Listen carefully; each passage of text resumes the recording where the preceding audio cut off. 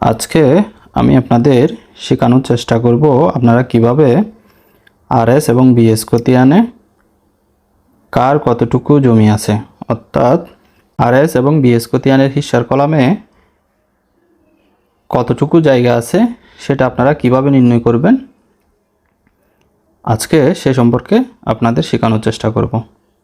এজন্য প্রথমে আপনাদের জানতে হবে এই হিস্যার কলামে কিভাবে এই হিস্যাটা লেখা হয়। আরএস এবং বিএস খতিয়ানের হিস্যার কলামে যথারীতি আনা, গন্ডা, কড়া, কান্তি, তিল এই চিহ্নগুলো দিয়েই হিস্যার কলামে কার কতটুকু জমি আছে সেটা লেখা হয়। এজন্য আমাদের আগে শিখতে হবে আনা, গন্ডা, কড়া, কান্তি, তিল এগুলা কিভাবে লিখতে হয় বা এগুলা কিভাবে চেনা যায়। আমরা প্রথমত আনা সংক্রান্ত বিষয়গুলো শিখব। সাধারণত একটি খতিয়ানের আনার কলামে 16 আনা পর্যন্ত হয়ে থাকে। এজন্য আমরা প্রথমত আনা সংক্রান্ত বিষয়গুলো শিখে নিই। প্রথমত আমরা জেনে নিই 1 আনা কীভাবে লিখতে হয়।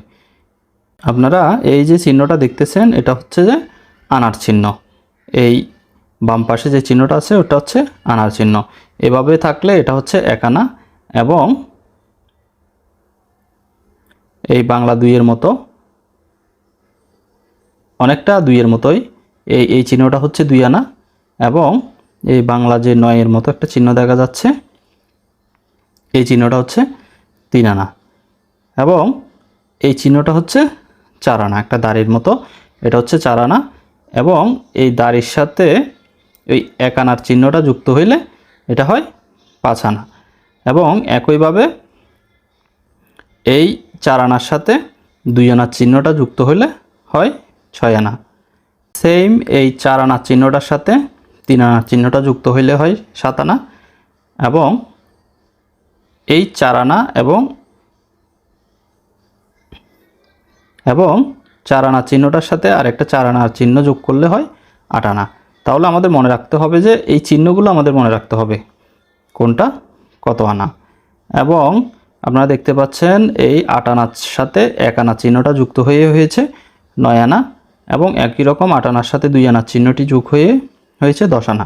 তার মানে 8 আনা সাথে 2 আনা হবে 10 আনা।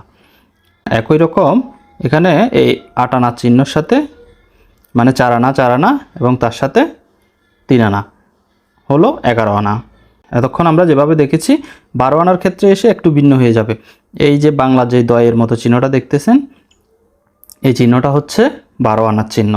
তাহলে যেখানে এই দয়ের মতো চিহ্ন দেখবেন ওখানে ভাববেন এটা, যেখানে এই দয়ের মতো চিহ্ন দেখবেন ওটা হচ্ছে 12 আনা এবং এই দয়ের মতো চিহ্নের সাথে 1 আনার চিহ্নটা যোগ হলে হয়ে যায় এটা 13 আনা।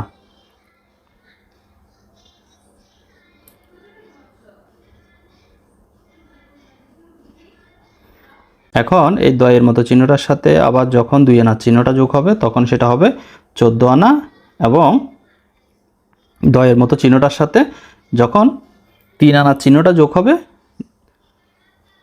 দয়ের মতো চিহ্নটার সাথে যখন 3 আনার চিহ্নটা যোগ হবে তখন সেটা হবে 15 আনা।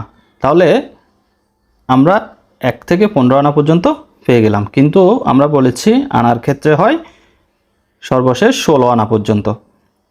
এই জন্য 16 আনা চিহ্নটা হবে এই আপনারা এখানে যে দেখতে পাচ্ছেন বাংলা 1-এর মতো যে চিহ্নটা দেখতে পাচ্ছেন, মানে টোটাল কথা হচ্ছে বাংলা সংখ্যার 1-এ 1 কি হচ্ছে 16 আনা। অর্থাৎ যেখানে বাংলা এই 1-এর মতো চিহ্নটা দেখবেন সেখানে মনে করবেন আপনারা ওই সম্পত্তির 16 আনার মালিকই হচ্ছে একজন।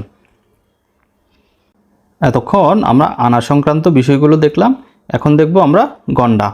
গন্ডা হচ্ছে সর্বোচ্চ গন্ডা হয় 20 গন্ডা পর্যন্ত। এখন গন্ডার বিষয়টা হচ্ছে খুব সহজ। এখানে হচ্ছে আমরা বাংলা যেরকম 1 2 বলি গন্ডারটাও সেম। যেখানে দেখবেন বাংলা 1 সেখানে হচ্ছে 1 গন্ডা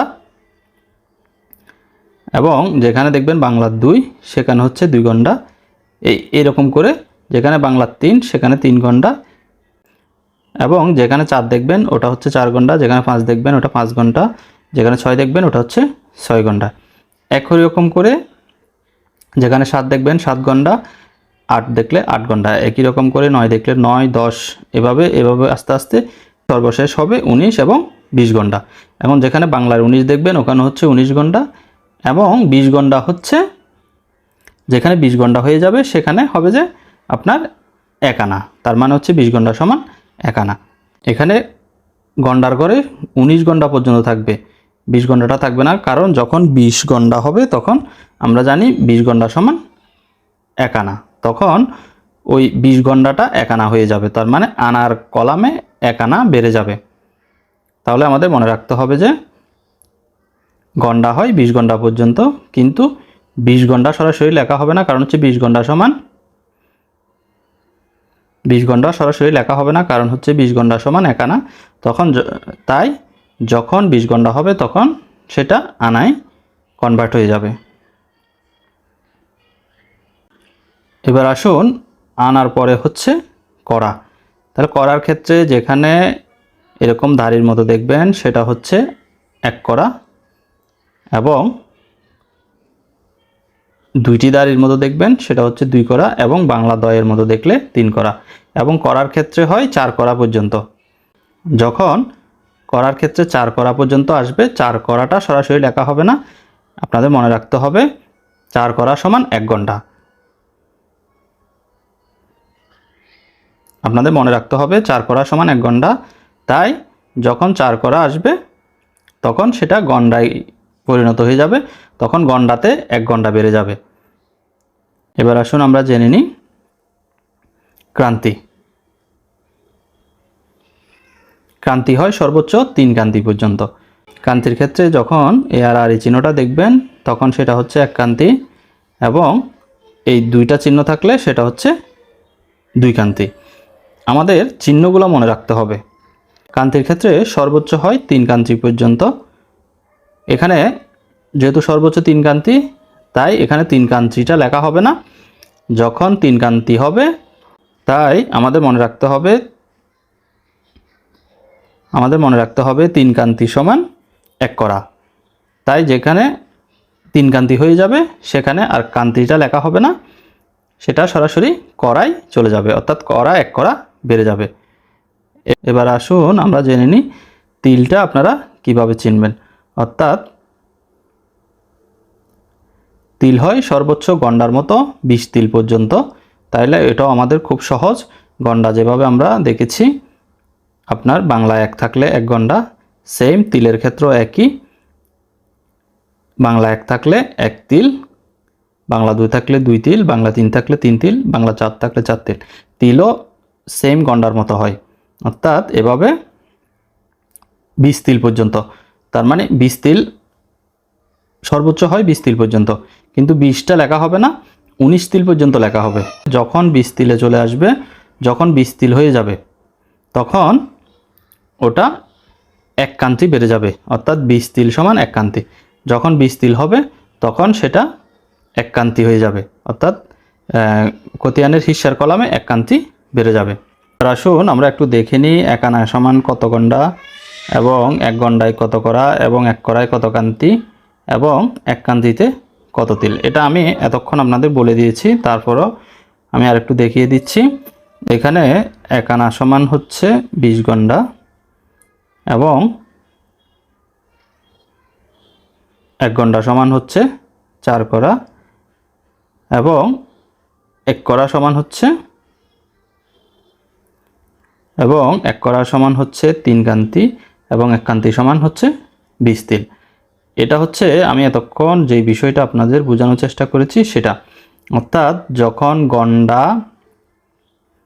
যখন আনা 15 আনা পর্যন্ত হবে, 16 আনার সময় এসে বাংলা 1-এর মতো হয়ে যাবে, এবং গন্ডা 19 গন্ডা পর্যন্ত লেখা হবে। যখন 20 গন্ডা হয়ে যাবে তখন সেটা 1 আনা বেড়ে যাবে। সেম একই রকম 1 গন্ডা সমান 4 করা, 3 করা পর্যন্ত খতিয়ানের হিস্যার কলামে লেখা হবে, এবং যখন করাটা 4 করাই হয়ে যাবে তখন সেক্ষেত্রে 1 গন্ডা বেড়ে যাবে। একই রকম ক্রান্তির ক্ষেত্রেও 2 ক্রান্তি পর্যন্ত লেখা হবে, যখন সেটি 3 ক্রান্তি হয়ে যাবে সেটি 1 করা বেড়ে যাবে, অর্থাৎ 3 ক্রান্তিটা সরাসরি খতিয়ানের হিস্যার কলামে লেখা হবে না। একই রকম তিলের ক্ষেত্রেও সেম 19 তিল পর্যন্ত লেখা থাকবে, যখন সেটা 20 তিল হয়ে যাবে তখন সেটা 1 কাঞ্চি বেড়ে যাবে। আশা করি আপনারা বুঝতে পেরেছেন। আপনারা খতিয়ানে কিভাবে খতিয়ানের হিস্যার কলামটা বুঝবেন এবং আপনি ওই খতিয়ানে কত আনা, কত গন্ডা, কত কড়া এবং কত কান্তি ও কত তিল সম্পত্তির মালিক আছেন সেটা কিভাবে বুঝবেন। এবং আমি পরবর্তীতে আরেকটি ভিডিওতে জানানোর চেষ্টা করব যে আপনারা কিভাবে ওই খতিয়ানে কত শতক সম্পত্তির মালিক এই হিস্যার কলাম থেকে ওই বিষয়টা আপনারা বের করবেন।